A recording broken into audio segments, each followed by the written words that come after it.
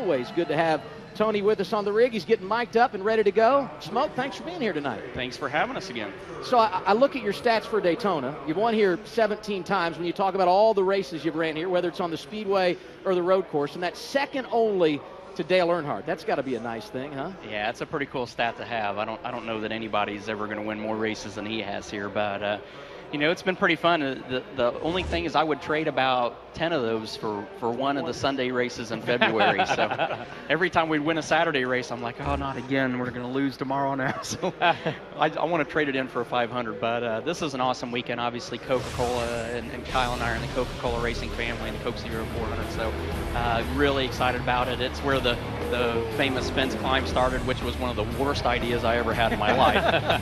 But it's been the home of some pretty cool moments for us here.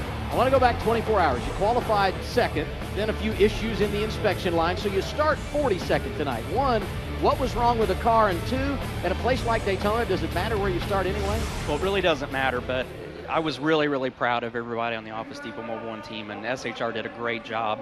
We were sitting second and third with, Ryan and I only being separated by 0.008 of a second. So I was really proud of our organization, and on what it was just a mistake on our part and on the team's part. We're supposed to take all the hoses loose that go to knock-a-ducks on the windows, and you're supposed to put caps on them, and apparently in the thrash of getting ready, one of the clamps wasn't tightened enough and it blew the cap off. So I was proud of NASCAR for staying with the rule and what it's supposed to be. It really wasn't anything that was going to help us, but they stayed consistent, and that's the main thing. So I'm behind NASCAR 100% on it. It was a mistake on our part. We shouldn't have let it happen. So we'll go to the back and we'll fight our way up there today. Tony, you and I spoke about this before. I stood in the media center at Chicagoland Speedway about 4 years ago, and you made the announcement you were going to be leaving Joe Gibbs Racing after 2 championships and wins, joined forces with Gene Haas, formed Stewart Haas Racing. I know your expectations were high. If they hadn't have been, you wouldn't have done this. But did you actually see 16 wins? Ryan Newman has only missed the chase 1 year. You made it all 3, but more than anything, to celebrate that championship at Stewart Haas Racing last year.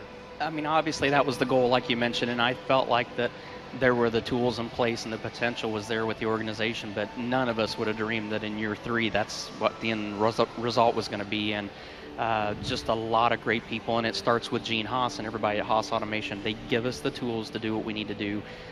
We've got a great partnership with Hendrick Motorsports, and Rick Hendrick himself has really been the guiding force with me to help me along the way. And we got Brett Frood and Eddie Jarvis and Joe Custer and everybody, and now Greg Zippadelli, a part of the organization this year as our competition director, and just a lot of really good people. And they had a great staff at SHR when I started there. So it was just a matter of changing some key people around and getting somebody in there to lead it to help it get going. But I'm one minor piece of that major puzzle there.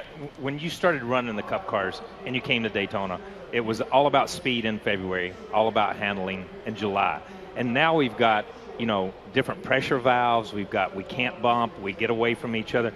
It's changed so much. How much different is the racing this time than where we were here last year? Quite a bit, actually. I mean, it's, last year everybody was worrying about how quickly they could get paired up with somebody, how far out they had to be to get clean air, and how many laps they could run before they were going to have to switch off, and if they were going to have to switch off. Now we have to watch the gauges a lot closer. The racing's a lot better. I like it a lot better without the 2-car pushing deal. We saw what a wreck fest it was last night because you got 2 cars pushing all the time. And it doesn't mean it won't happen tonight, that you won't have carnage, but at least we have a little bit of room to maneuver, and you're not relying on somebody else that's dictating exactly everything that's going on with you. So it's a lot better scenario for us right now. Tony, we appreciate you being here tonight, and we thank you for bringing all of us a bottle of Coke Zero, because a couple of weeks ago, Marcos Ambrose sent up Vegemite. This is much better than what he sent up. You need to drink a lot of Coke Zero to wash that down. A lot better. Well, you brought us gifts, and I've watched you late. You've kind of mellowed out, and we like to have fun. Now, we saw your 2 wins. We saw 8 top 10s, but also 6 finishes outside the top 20.